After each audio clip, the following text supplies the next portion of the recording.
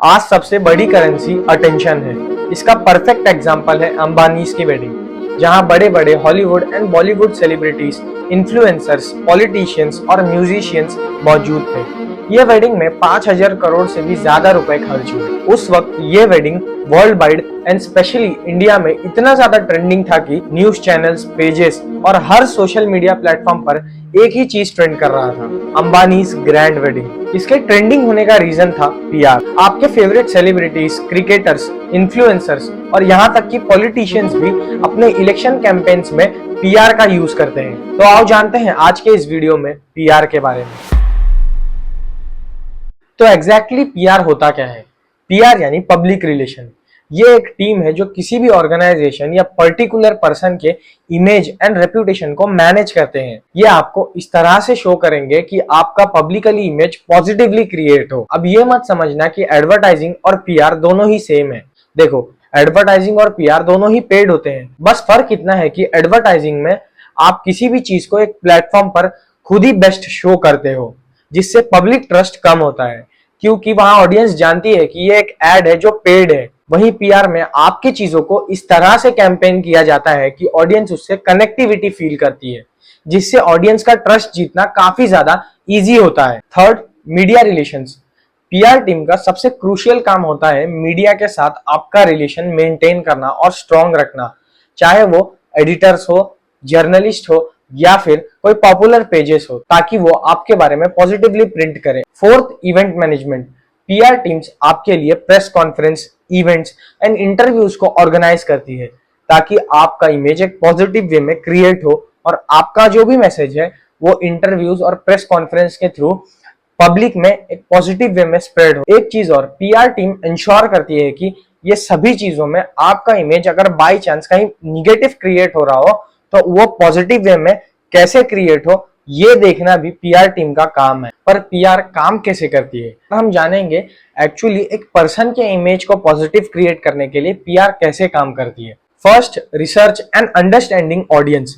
किसी भी PR strategy को क्रिएट करने से पहले सबसे पहला स्टेप है रिसर्च।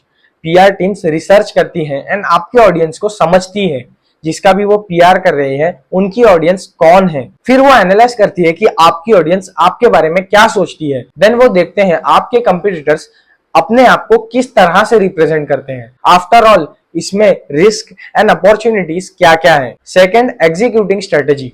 रिसर्च खत्म होने के बाद पीआर टीम एक स्ट्रेटेजी क्रिएट करती है। इसके बाद वो आपसे पूछती है कि आप अपने आप को किस तरह से रिप्रेजेंट करना चाहते हो। इसके बाद पीआर टीम्स डिसाइड करती है कि आप किन टॉपिक्स पर बात करोगे और आप पब्लिक में कैसे अपीयर होगे और आप कौन सी चीजों को अवॉइड करोगे।